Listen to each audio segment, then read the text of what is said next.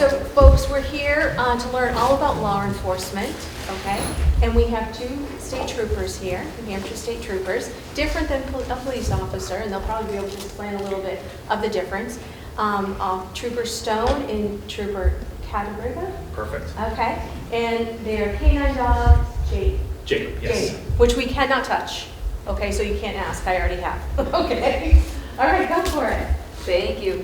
So good afternoon, everyone. My name is Nicole Stone. I am a trooper with New Hampshire State Police, and then this is Trooper Anthony Catebriga. So we were going to come in today and talk to you a little bit about ourselves, how we got to the positions we're in right now, a little bit about state police, how to become a trooper, what you should do now in order to become a trooper later, and then obviously the best part is you'll be able to see Jake do a little bit of a show. I don't know if you call it a show, but I'd like to think we were the best part. But best part. That's the best part. So I'm sorry we're going to bore you a little bit with some information before we have Jake give it a show. And we also have cruisers outside, so I believe the opportunity is going to be out there if you do want to come out and take a peek at the cruisers, play with the lights, whatever it is. They're all cleaned out, so you can come on out and take a look at what the cruiser looks like afterwards.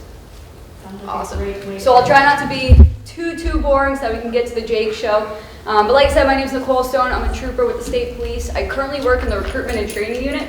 So my job full time right now is to go into schools, whether it's high schools, colleges, elementary schools, and just talk to people about what it takes to become a trooper. And then I also do all the hiring for all our new troopers. So from start to finish, they have to deal with me. I do the whole onboarding process from when they submit their applications to when they officially get sworn in as a trooper. Before that, I worked over at Troop D and actually got to work with Trooper Catebriga. We were on the road together working patrol. So Troop D is stationed out of Concord, so we cover the Bow area. So I'm sure you see a lot of cruisers out there because we have a lot of Bow residents that are New Hampshire state troopers. So I worked patrol before that, and then in order to get here, I actually went to school to be a teacher. So something entirely different than law enforcement. I didn't know I wanted to be a police officer when I was in high school or even college, for a matter of fact. So I went to school to be a teacher, and I got a job at Southern New Hampshire University when I graduated. After that, I started going to career fairs for SNU. I was putting them on at the Career Center, and I met a couple troopers there. And from that point forward, I was like, that's what I want to do. And I know they call it kind of like your calling, but it was. I realized I wasn't necessarily super happy with what I was doing, and I wanted to make that career change. So I jumped over to state police, couldn't be happier, did some time on the road, and just switched to this unit recently. And it's been great ever since that. So I'll let Trooper Catebriga tell you a little about himself. Cool. So again, my name is Anthony. Daughter Annabelle's here. Thank you, friends, for hanging out. So I know you guys need your career exploration hours. Realistically, how many of you guys want to be a cop at some point in your life? Okay, so there's a handful. Yeah. So that being said, I've wanted to do this since I was 3 years old. I wanted to have a canine. My mom kept the book of me making it when I was about 5 years old, 6 years old, of want to be a Concord police officer with a canine. That being said, if anybody's interested in becoming a police officer, you don't have to go the CJ route. She went as a teacher, for those CJ meaning criminal justice. I went for business administration through SNU. The idea behind it is anything you need to learn in law enforcement nowadays, you're going to learn at the police academy. So they're looking for well-rounded people, so just because you think you want to be a cop, this is a young person's game. We do 45, 50 years old, you retire, and then you do your next career. So learning a different skill, learning a different trade, if you have an interest in it, yes, he's very friendly. It's not a bad thing. You'll learn everything you need to do in the police academy. The elephant in the room, this is Canine Jake, or Jacob. He's my second dog. I've been on the canine unit since 2013. He doesn't know what boundaries are. Again, policy says we can't have people touch him, no petting, no all this stuff. He's super safe, but that being said, he's a police dog. He's taught to apprehend people, he's taught to use aggression to defend himself, to defend me, so that's why we do it, but realistically, this is what I drive around with all day. There is a cage for a reason. It's to keep him safe, and so I don't have to deal with this. But that being said, I started my law enforcement career at 19 years old as a part-time police officer. I transferred over to state police in 2010, so I'm going in year 17 right now as far as being a full-time police officer. Best job on earth, I'll tell you now. I'm not biased, I don't think. It is the greatest show on earth. You get to see some really cool things. You get to see, unfortunately, some really awful things, and I think those that go into this job need to recognize it's a dangerous job. I've had friends that get hurt. I've had people that have died in line of duty. This is a very dangerous job. It's a rewarding job. You get to serve your community, you get to help people. And selfishly, you get to do some really cool things. So Jake's on the SWAT team with me. I get to work a dog every day of my life. On the SWAT team, I get to see cool things like that. I work on trucks right now, actually. So actually, like all the DOT stuff, the commercial stuff, the big 18-wheelers, I stop them, I weigh them, I do skills with them. Prior to that, with Trooper Stone, we were doing community policing in essence. So all the smaller towns, I grew up in Dunbarton, 2 o'clock in the morning, Dunbarton PD goes off duty, Troop D covers it at that point. So we deal with all the policing for smaller agencies. So Salisbury, Warner, all the smaller towns, we're the police department when their PD's not on or if they don't have a police department. So the neat thing about state police is you have an exposure to all different police aspects of it. And with 300 something of us, there's an opportunity to do stuff like have a dog, work EOD. So anybody know the Flynn family in town? You have Trooper Flynn. He does EOD, he has an EOD dog. You have a couple of troopers in town, same thing, whether it be on SWAT and a couple other units in state police. But the nice thing is you get to live in your community, serve your community, and really help people out. So I'm going to go over you for a second. There we go. So if he hasn't sold you enough on the job, I'm going to explain to you how to become a trooper. So in order to become a trooper, what you need is you have to be 21 years old and have 60 college credits. So that's equivalent to an associate's degree. If you don't have those 60 college credits, you can have 2 years of full-time military service or 2 years of prior law enforcement service. So I know a lot of people say, hey, state police, don't you need to work at a local agency first? But you don't. As you can see, Trooper Cadabrega's backstory, my backstory, is very different. He wanted to be a police officer since he was 3. I didn't know until I was in my 20s that that's what I wanted to do. He has a business degree, I have an education degree. So having that criminal justice degree is awesome, but that's not, you don't have to have that. You can have a degree in any field as long as it's 60 college credits, that's all you need. So let's say you guys decide to graduate, you go on to college, you finish that bachelor's. By the time you graduate, you are now qualified to be a New Hampshire State Trooper. That is all you need, is that bachelor's degree, and then that 21 years of age, which you will be at that time. So it's that easy, and the biggest thing I tell high school students right now, it's okay to have fun, just make good decisions. You're at that age now where as you move on to college, or if you join the military, or if you work after school, you're going to be presented some different choices to make throughout your life. And to become a trooper, we do a background check, we do look at your high school grades, we look at your college grades, we talk to your friends, your neighbors, whatever the case is.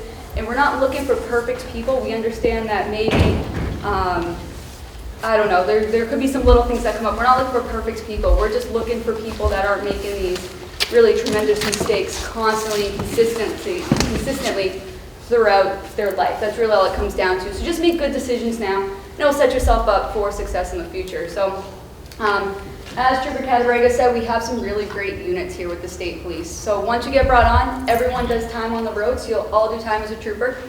And then after you do a few years, you can start putting in for these specialty units. So SWAT, K9, EOD, which is that bomb unit, an explosives unit.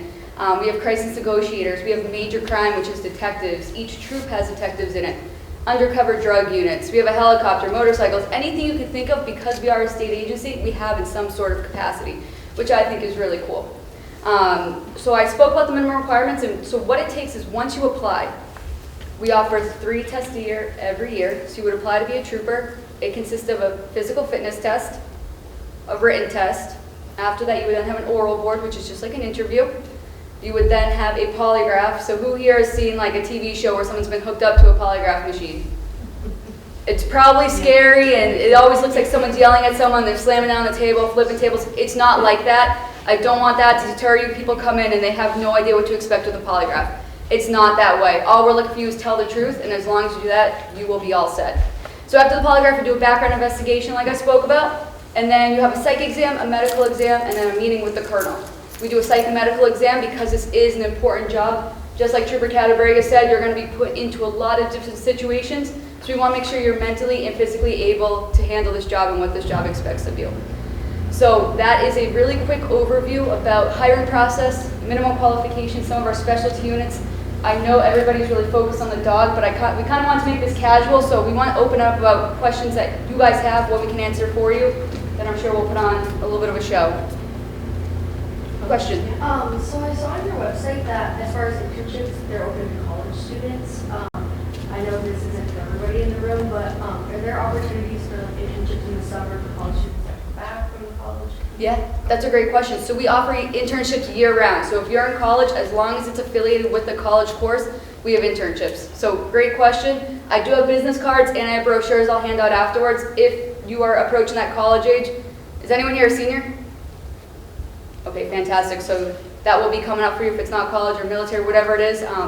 If you guys have an internship and it's affiliated with the class, reach out to me and I can get you in contact with the internship coordinator. Great question. Other questions? And there is that other, Amber sending me the information about the one-day summer program. Yes, we'll be doing the youth summit again. Right, so that, folks, that's during the summer, and it's for high school students. So if you're not in college and you want to do the one-day youth summit, email me, okay, and I'm going to get the information. But Ashley did it last year, you loved it. It was great. So if you're interested in this field, that might be, a great opportunity for you folks, okay? Make sense? Okay. Anybody else have questions? Because I have questions here that people emailed me. Okay, let's start with that. I've got a question for you guys. What do you think we do? What do you think our job entails every day? I get it, I get the puppy and I get dog care on me. But what do you think our job entails overall as a trooper? You can't answer that. Honestly, Max, what do you think? What's my job every day? What do you think I do? When you see the green car go by with the arrow on it, what do you think that means? What's that? Patrol. All right. So like what? Like stop cars and stuff? Yeah. All right. What else? What else do you think we do as troopers? Yes. Make sure streets are safe. Make sure streets are safe. So we do community caretaking, right? So we make sure if crimes are taking place or if crimes are about to take place, we can take care of it. You are just so uncomfortable today. So, all right. So what else? So we deal with the smallest of things, such as, hey, the neighbor's dog is barking, just like a local police officer. We deal with when families are fighting. We deal with when kids don't show up to school, the truancy, and we deal with the SRO aspect. We deal with very dangerous situations when people are making the bad choices and they're trying to harm themselves or harm others. We deal with all different things, so you never know what you're going to deal with in the everyday life. But where I'm going with that is, trying to talk. So where I'm going with that is, you go there, you learn, you get your degree, you go through police academy, but realistically, we both wear, from one moment, we could be helping someone in a car crash that's been scared or hurt. We can go with finding a lost child in the woods with his nose. We can go with trying to protect someone and using force or deadly force to do so. We go dealing with arresting people, right? Violation of law. So we have to wear a prosecution hat. We have to get ready for court prep. We have to testify.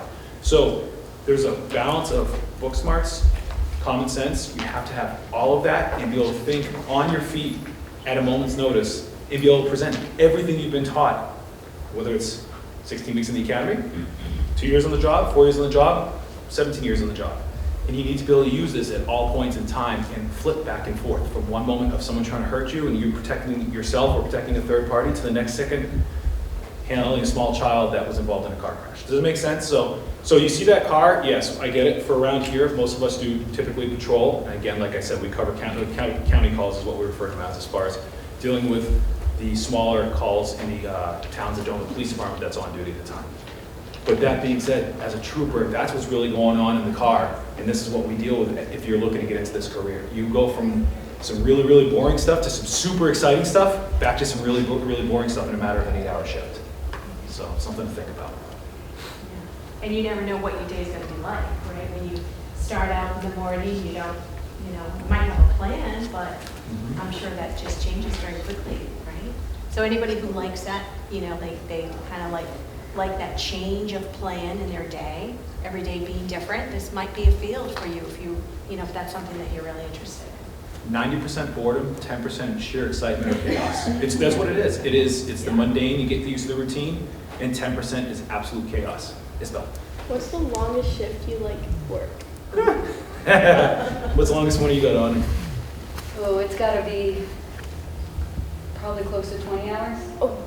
Between 18 and 20. Longest one I had up in Maine, there was a deputy that was killed, and so we went up with the SWAT team, and so we were doing 18 to 20-hour days, doing woodland movements, trying to find the bad guy. So we're supposed to be as state employees. There's a thing, you're supposed to be capped at 16 hours, but what are you? You're emergency services, right? So just because your time clock says, hey, it's time to go home, it doesn't mean you're going home. I know you have an interest in major crime or detectives.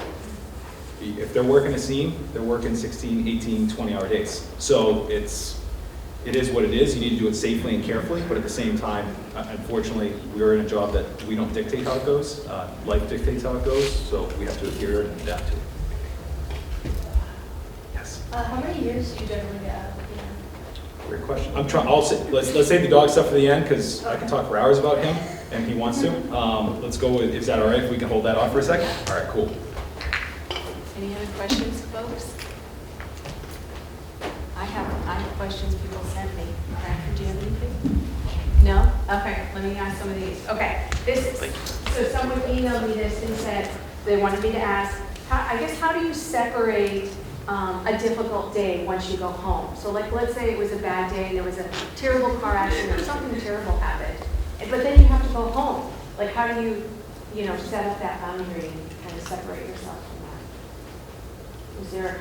Yeah, so I think personally, I like being able to talk to people. I know some people like to keep things pent up inside and have it built up, but I like to talk to people. So I think it's important to have good patrol partners, because if they're on scene with you, they're going through the same thing you are. So being able to talk to people that you work with, I think is very important. I'm married, my husband's great as well, so he will listen to me all day about what's going on, and I think that's important to have the support at home.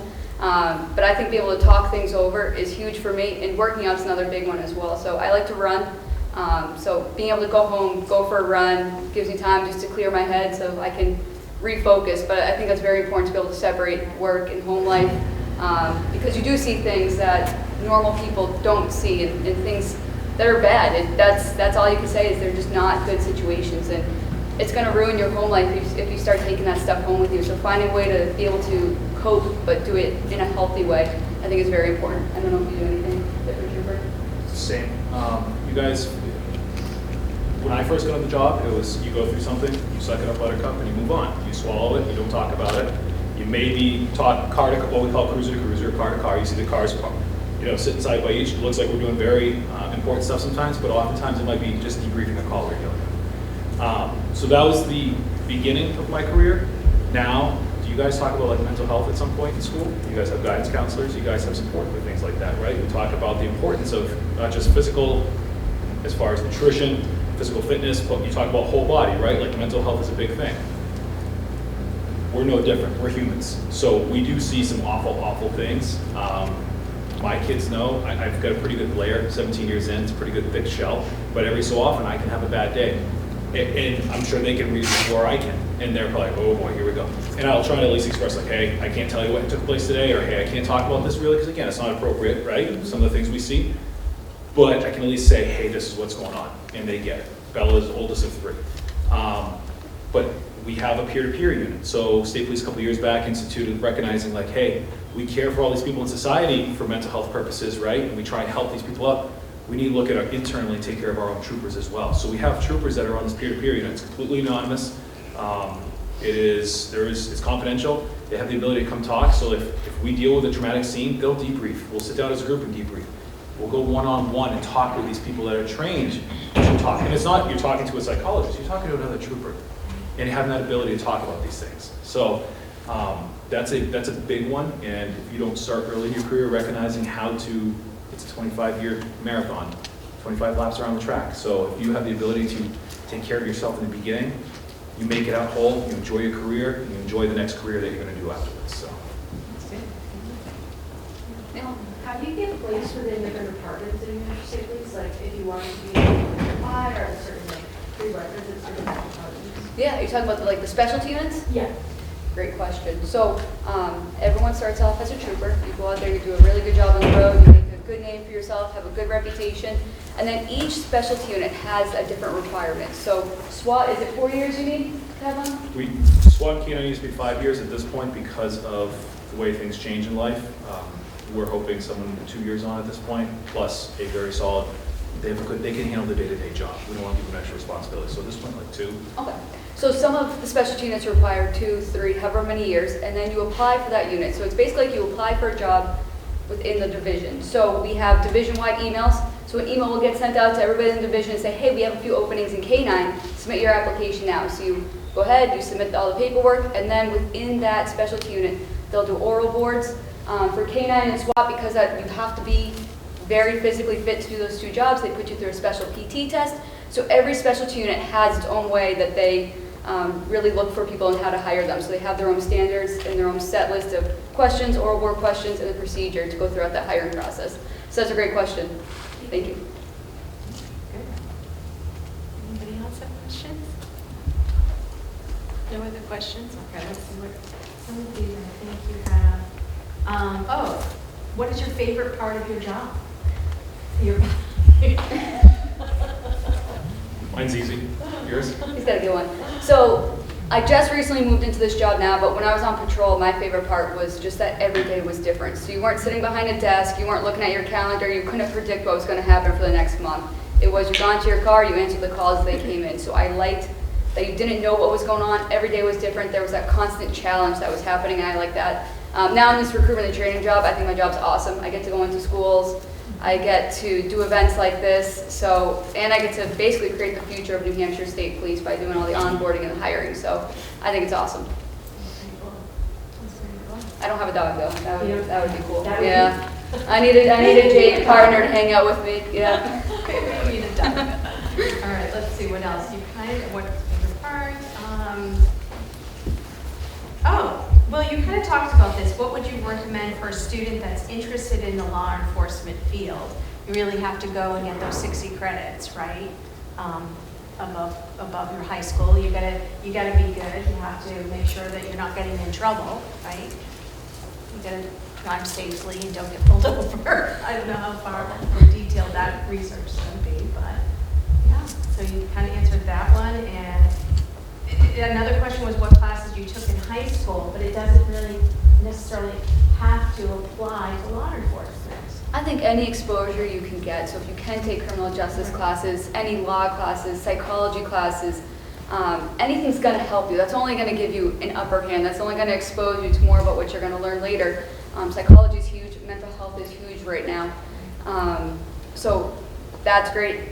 Honestly, I went to school at Manchester Central, and we didn't really get too many choices for classes, so I know Bo has some great courses. I know Concord, that regional tech program they have, that criminal justice program is incredible. So there's some schools that students have a little bit more choices, but for college, I think just any criminal justice, psychology classes, law classes, anything extra you can take as an elective, if you're not a criminal justice major, is only going to help you out.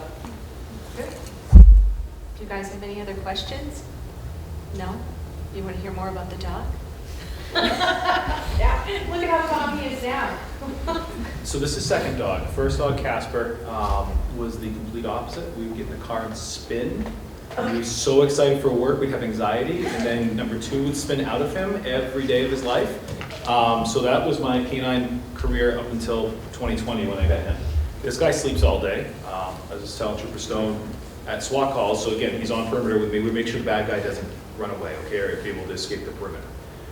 We also use them for less lethal options. So that being said, we were in a traumatic incident where the bad guy is letting rounds off. It should be something that, I mean, Casper was always good, but he would be on high alert. What you see right here is what I had. Bad guy is actively letting rounds off, pop, pop, pop, pop, pop, pop, and my skin's going, okay, this is real. Someone should call an adult, and this is what he does the whole time. So it's terrific. He's great mellow, and then turns it on, and then goes back to sleep. So. All right, you want to talk about dog then for a few? All right, so like I said, canine unit since 2013. New Hampshire State Police has had one since 1963. Started with hounds. We've had Rottweilers, German Shepherds. So you think of like the big police dog, right?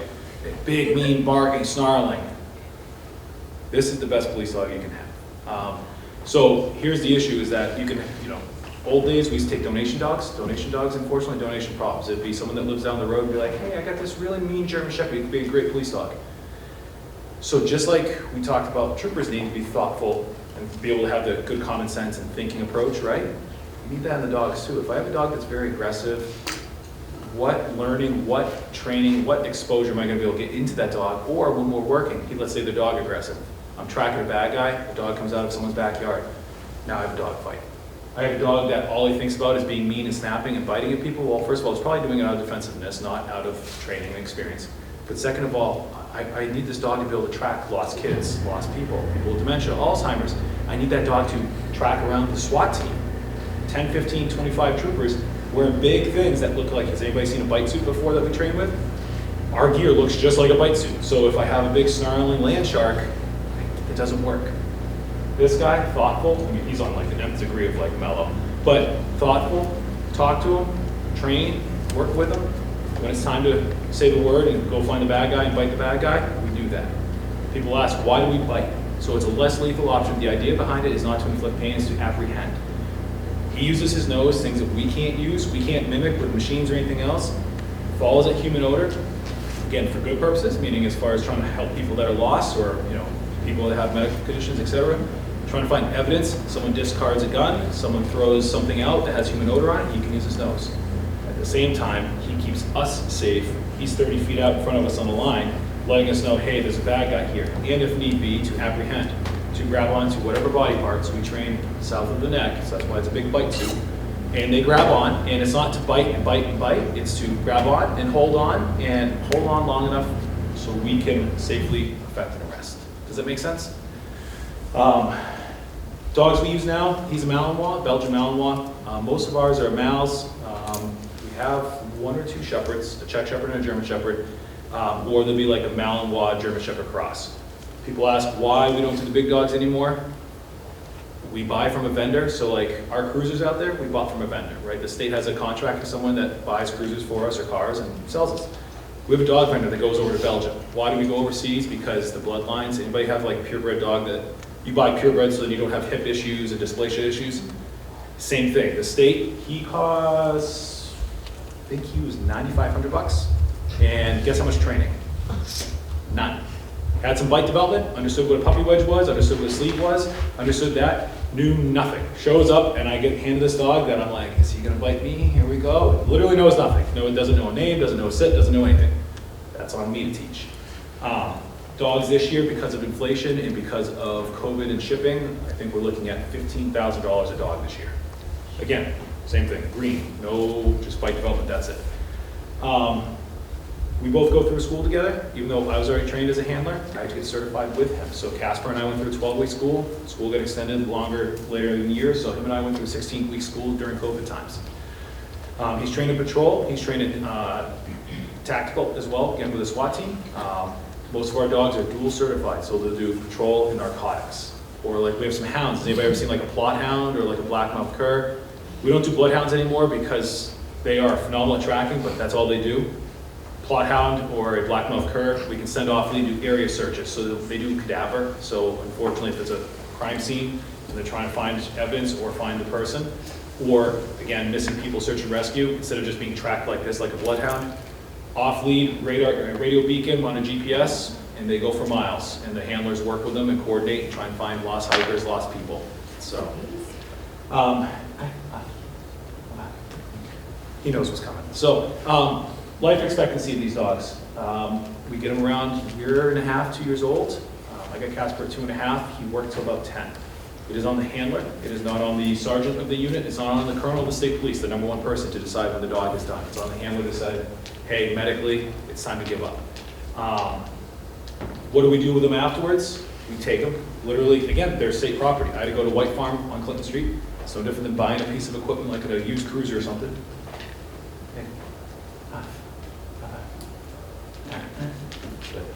I paid $20 for him, for Casper. Now he lived at home, life expectancy.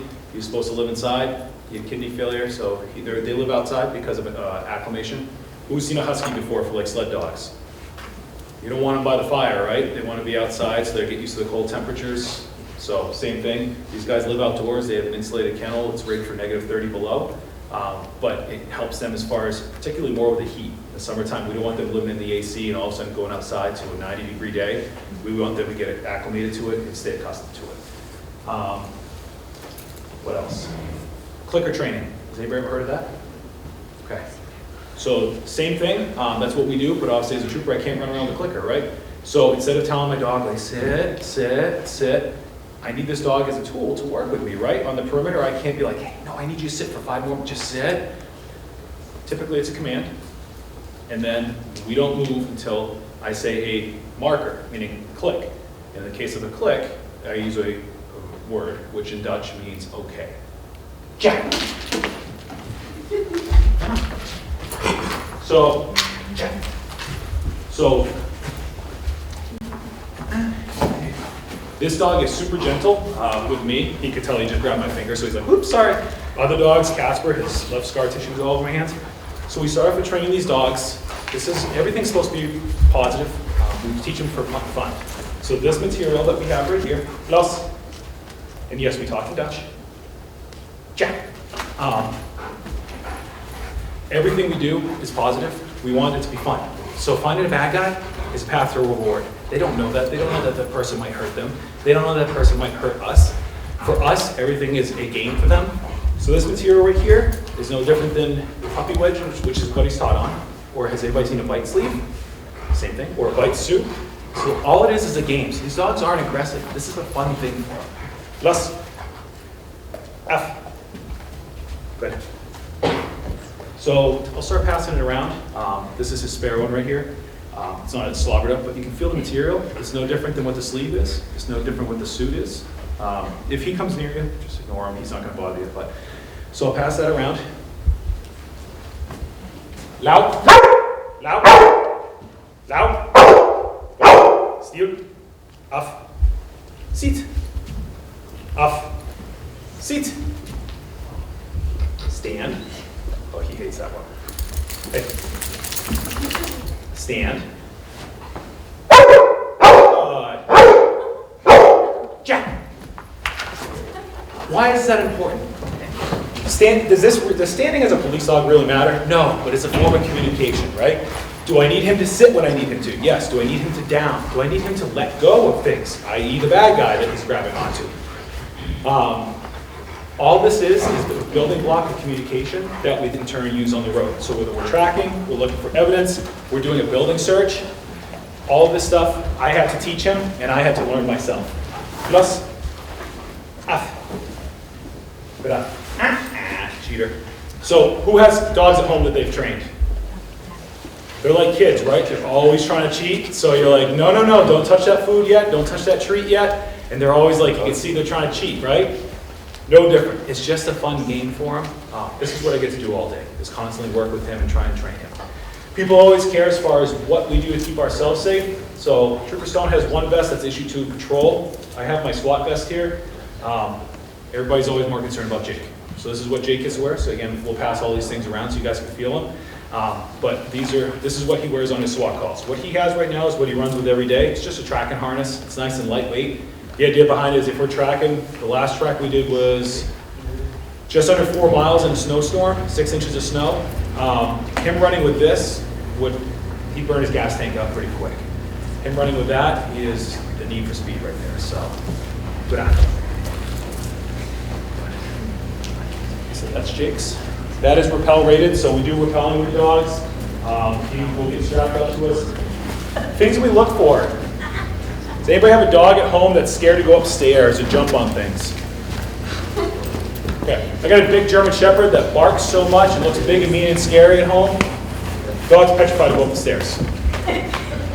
Does that help as a police dog? No. So when we screen these dogs, I have to get tested and screened to become a trooper on the canine unit. He's no different. He needs to go through screening as well. So we do environmental, we look for hunt drive. We want to see how long he's willing to work. We'll throw a ball in the field, spin him around, let him go look for it. Don't care how long, as long as he's working for it, if he's out there for minutes looking for it, we don't care if he finds it or doesn't find it. But the idea behind it is looking for that hunt drive. We do some aggression training as well. This is what this dog looked like. And at first we're like, how's this gonna go?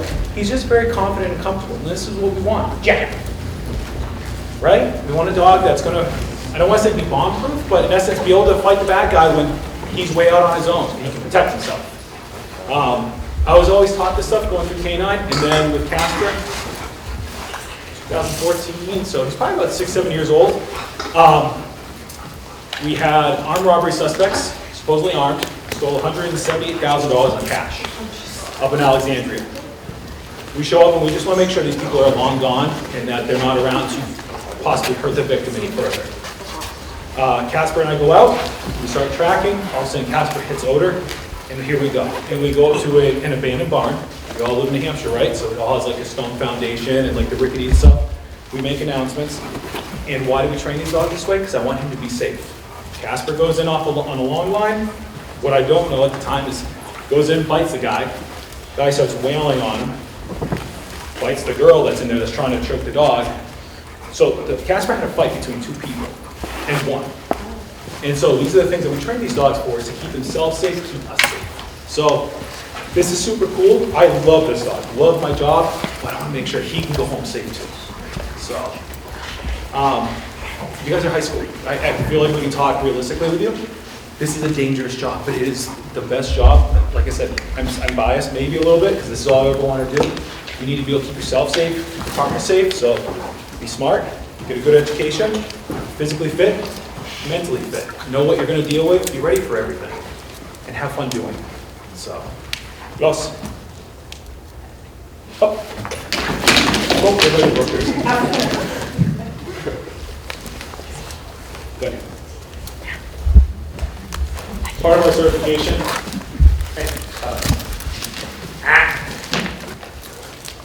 Good. Cheer. So part of the certification is nonverbal. So like if I leave him behind a tree or if I leave him somewhere.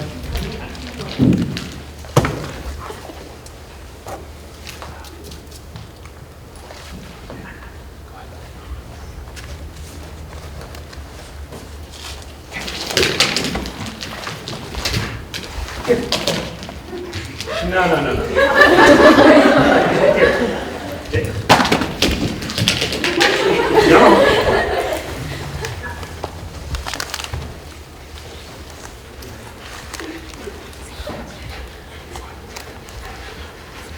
Anybody watch what he's doing right now? Anybody hear sign tracking? I'm not that good right now with it. This is a place position that we do. What's he doing? He's watching this, ready? So take that away. Now we're a little unstable, right? So if you ever see someone doing something like that, they're tracking this. It's no different than you with the food at home, the treat. Your dog will do anything for the treat. I put this, seat, bye-bye. Hey, seat. I put this in front of him right now. This is his weakest position. We're working on this. So, what do you guys have for questions? Dog stuff, trooper zone stuff. What do you guys have for questions?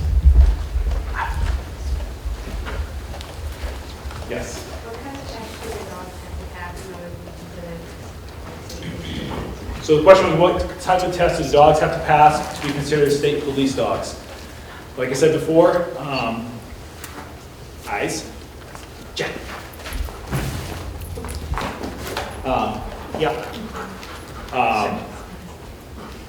Like you said, the breeder will show up, literally shows up with a van of, it's about 15, 16 kennels or crates in it. They know the New Hampshire dogs, we like a little bit sharper dogs. Sharper meaning a little bit, he's super mellow, but a little bit more drive to him. Show up, do the hunt drive, do the environmental, we'll leash them up, walk them on stairs, milk cartons, make them walk around that, tarps, noisy things that are scary that normal dogs might not want to deal with. Because again, we want the dog to go through for the bad guy. And again, we'll stake them out, do an aggression test. They might not know what it is, that's fine, but we'll kind of put some pressure on them, see what they do. If they come out snapping at us, obviously we know we probably have something that's good. If they turn around, cower, and urinate themselves, which has happened, we obviously don't want that to take place. What do you got? Yes, Sophie. Why Dutch? Why Dutch? Great question. Some people ask, like, do you speak a foreign language so that the bad guy can't tell them what to do?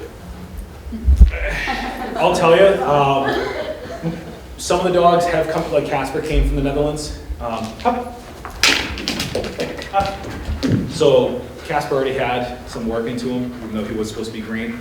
That's just what we've used, that's just what we've communicated over the years. We've actually had instructors come over early in my career in the K9 unit from the Netherlands, so I think that's just, we keep going that way. We can use English. At the end of the day, like people are like, oh, is he gonna listen to someone? There's one guy that trains with me on the SWAT team that has a dog as well. He listens to him about 80% of the time. He listens to me about 95% of the time. So I can tell you, Bella at home, again, no touching, no talking, you know, family way, blah, blah, blah, blah, blah. Realistically, can Bella give him the same commands? Yes. Is he gonna listen to pretty much about 95% of you right now? Yes. When it comes time for a bad guy or scenario where I start saying certain words that mean certain things, there's no listening except for Dad. What else? Yes? What's the box for dogs that don't pass the initial training? Great question. So the vendor we use has a guarantee, just like your cruiser has a warranty on it that if it breaks, it goes back, etc. So the one we use, as long as they get through school, it's fine. We've had dogs go all 14 weeks at the time and shut down the day before graduation. That dog needs to go back. There's other agencies that will buy them. Every agency is different for their screening. My dog, I had one dog, my first dog before Casper, lasted 6 weeks. Very aggressive. His name was Axel. He very just mouthy, just young. 6 weeks in, we couldn't get it, just a sit out. Didn't want to track, didn't want to do anything. Just wanted, just like I talked about, right? Wanted that aggression, but not think.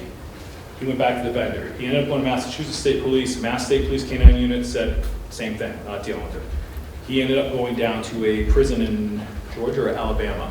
It's what we call a single-purpose dog. He was there for aggression only. He would, in essence, patrol the grounds to make sure if a prisoner tried to escape, here comes the fur missile. So they always have a use for them. It's a business for them. And for us, our business is public safety. We need to make sure that our dogs do what we need to do to protect our citizens in our state. That's why the business deal is in place, so sorry. It stinks to lose a dog 6 weeks in and have to catch up to the rest of the school, but it's no different if a handler doesn't make it or a trooper doesn't make it a couple years on. You know, Trooper Snow mentions like the crisis negotiation unit. What's their job? They get on with an oral board, but their job is to try and help people, right, in crisis or trying to diffuse a situation. They're going to be constantly going through screening. So if they can't do their job, 6 months, a year, 2 months, 2 years in, me on the SWAT team, same thing. I'm constantly being tested. If I'm not doing what I need to do to keep my fellow troopers safe, or the citizens in New Hampshire safe, as a trooper, it's time to step back and go deal with your regular duties. So, does that make sense? What else you got? Anybody back there have questions? You're cheating. All right, what do you got? How heavy is all my gear? So I didn't bring my helmet in. So as a trooper on the road, everybody's issued what Trooper Stone's vest is.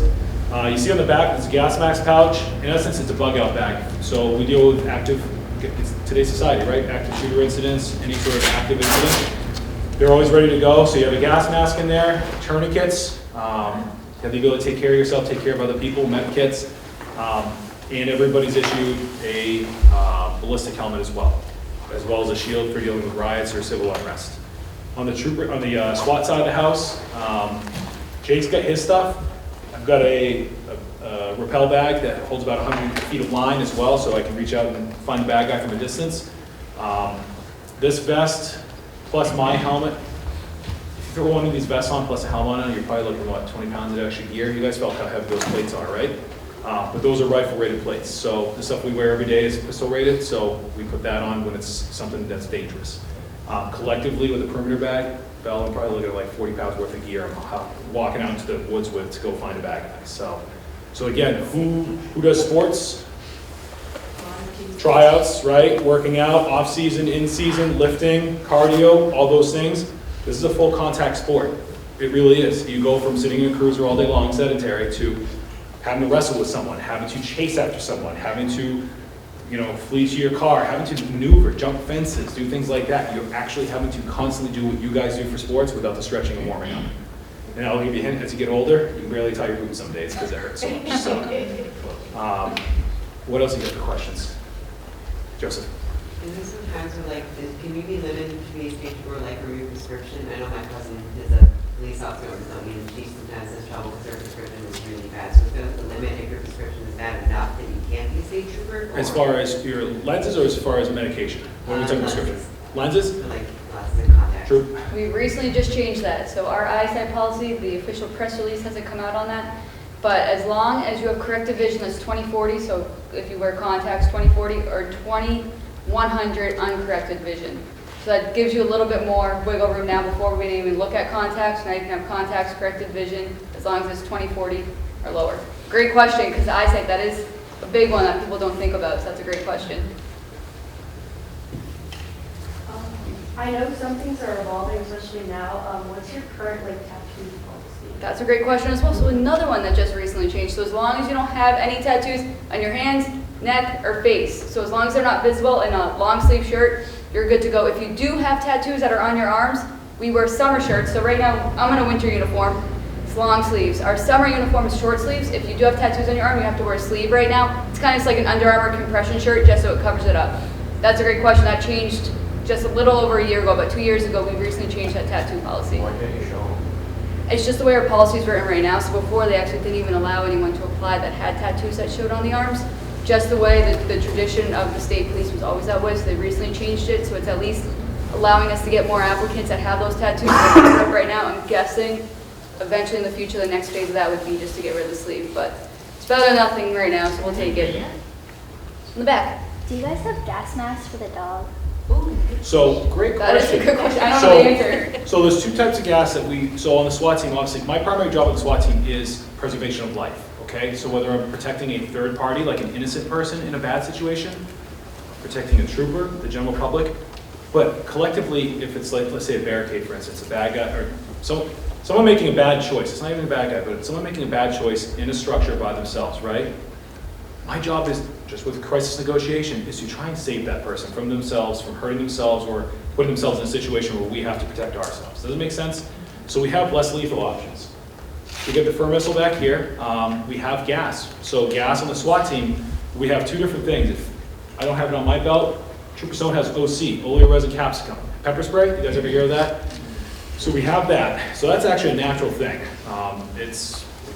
can put that on Jesus right now and burn your mouth out, but it's about 2 million Scoville. But it's organic. We will start on the SWAT team with stuff like that. Going in, what does that do? It's an irritant, so it's gonna make your nose run, your eyes burn. But realistically, ultimately, if we deploy into a house, when we're talking about gas mask specifically, is CS gas. CS gas is not fun stuff to deal with. Once it gets on your clothes, it's on there forever. When you launch it into a house, they actually have to come in and decontaminate the house because now at that point, it's not an organic thing. We'll put gas masks on, we'll come out gasping still because the moment we come out and it's still in the air and it touches us, we're gonna be reacting to it. They don't feel it. No gas mask needed. For what I don't know how the canine works, it will be covered. You can see CS gas. You can actually see like when it gets deployed. We launch it via canister, so it'd be like we call it a gas gun, but it launches grenades into the house and it sprays everywhere. It fills the house up with this stuff. And the idea is to try and coax that person out so they come out and surrender. If we have to make entry into that structure to clear it to make sure nobody's hurt in there, or if that there's no more bad guys, this dog goes right in. And he looks like Snow White. He doesn't care. He's just. That's fine. I come out, I take the mask off, and the moment I touch him, and then now I'm reacting to it. So I don't know the science behind why the dog doesn't get affected by it, but they don't. And as you guys know, the biggest tool he has is his nose. So if there's gonna be a sensitivity, like it's not his lack of sensitivity compared to my big schnoz. Like you can laugh at that. I know you're at least laughing. It's just for whatever reason, CS does not bother dogs whatsoever, so no gas mask needed. He does have goggles, his goggles, so for eye pros, so particularly like tracking the woods. If you guys go barreling on your trail right here by the football field, right, and all of a sudden you're like, I'm gonna veer off and go bushwhacking for a second and head up White Rock. You can scratch your cornea, right? Go through the prickers, briars. Now think of if you're a bad person running really quick. Now think if you're the trooper that's chasing the bad person really quick. So we try and throw safety goggles on, but no different for him. I wanna make sure he's safe too. So. What about like your flexibility arms? So you have like 3 kids and they all know what's going on. Great question. So the question is as far as hours. So troopers, I'll be honest, if you have an interest in law enforcement or state police, whatever it is, or fire service or any sort of public service, EMS, anything, you're going to midnight shift. Most of the oftentimes you're going to go to midnight shift. That's the junior shift. That's the best shift for exposure. Again, on the fire side of the house, law enforcement side of the house, EMS side of the house. That's where all the interesting things happen at night. From there, seniority moved up. So again, old dude in the house. I'm fortunate enough now I work a Monday through Friday job. I get every other Friday off, so I'm out here cheering on lacrosse in a couple weeks. I'm out there watching soccer in the afternoons. That being said, 3 kids at home, but I also have to work. So my kids know, like, hey, SWAT just called, I gotta go. And they're used to just drop the hat. Canine is the same thing. Like, we have a bunch of dogs that live around the Bow area, so I'm usually not getting called out too often. This is not a Monday through Friday 8 to 4 job. If that's something you're interested in, law enforcement isn't for you. Fire service usually does a 24 on, or they do 12 on, 12 off. For us, we run 8.5 shifts or 9-hour shifts, and it's right now it's a rotating 6 and 3, 6 on, 3 off. When you go off duty, that doesn't mean your phone goes off. You still get called out for things. Emergencies still happen. So even if you're not on a specialty unit, CNU, meaning crisis negotiation, SWAT, canine, the truck stuff that I do for a truck crash, just because you're not on a specialty unit, regular road trooper, you're still getting called out for things. So it's a job you're dedicated to, it's a job your family needs to understand, and your family needs to be dedicated to as well, and support you 100% behind it. So, what else? Anybody else have questions? Pretty interesting, huh? What do you got, bud? Do you have a certain way that you're supposed to train the dog, or are you able to train it the way that you would like? No. So we have a structured program, so there is no set standard in the United States as far as what a police dog needs to be able to do. The only standard, as far as Supreme Court goes, is that a dog is trained. So to that end, our particular standards we do is all the state police agencies in New England, so Rhode Island, Mass, Maine, Vermont, New Hampshire, Connecticut, we all train to the same standard. So we all do the same 16-week school. We all have to be able to do obedience, tactical obedience, article search, building search, tracking. We have to do a verbal out, so on the bad guy, be able to have a verbal out. A recall, send it on a person, and then all of a sudden, oh, I don't want that dog to bite, the guy's giving up, call him back. Those are our standards. We do the same 16-week school. Maine might teach different than New Hampshire might teach, but on the canine unit, I have a sergeant that supervises it, a full-time trainer, and then the rest of the the handlers that help out and teach. We have to follow what they do. Because at the end of the day, they have obviously been doing it. We need to produce the final product that can pass certification.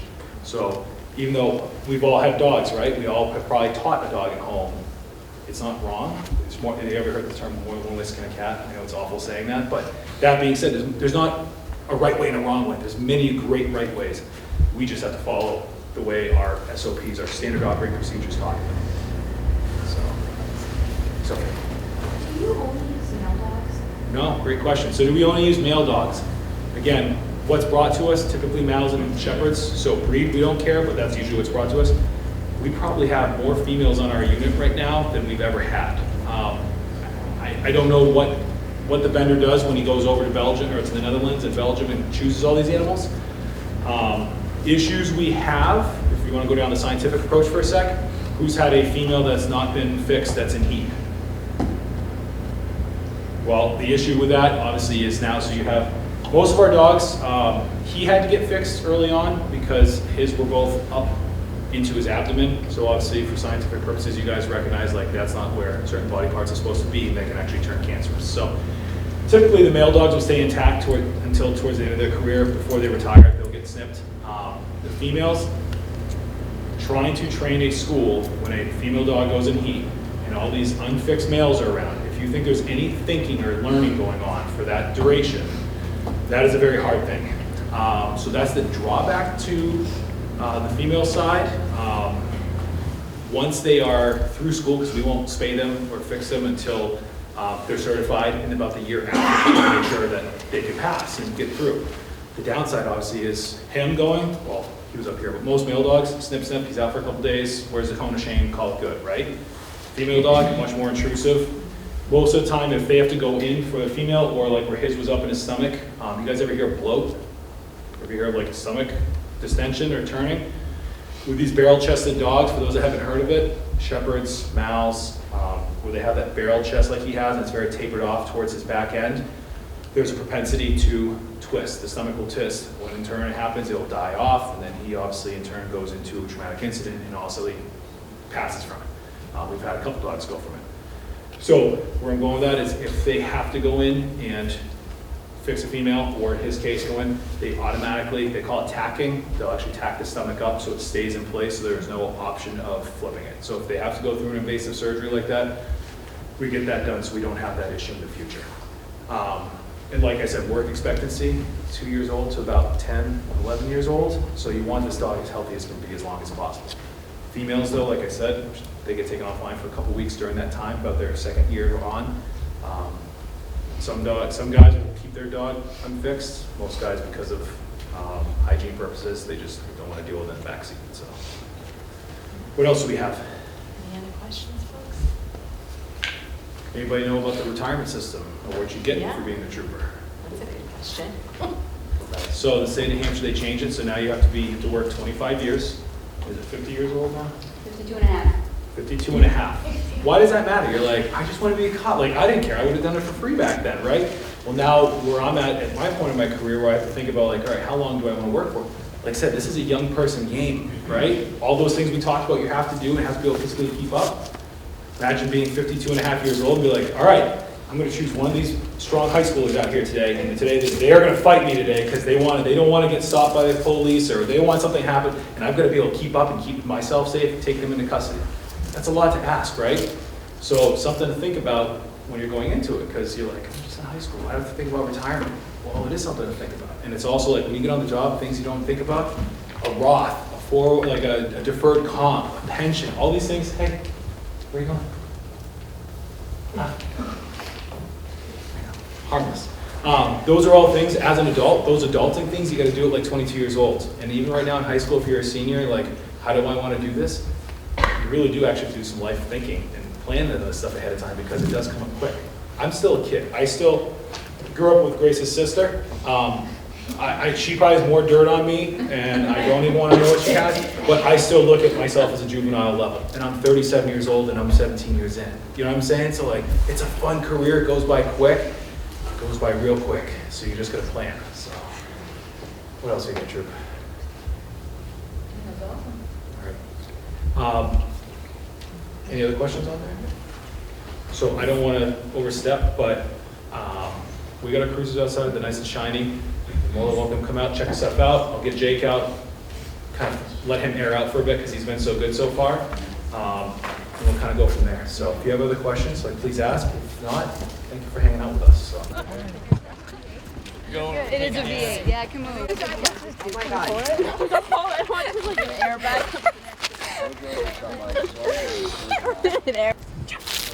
I love it.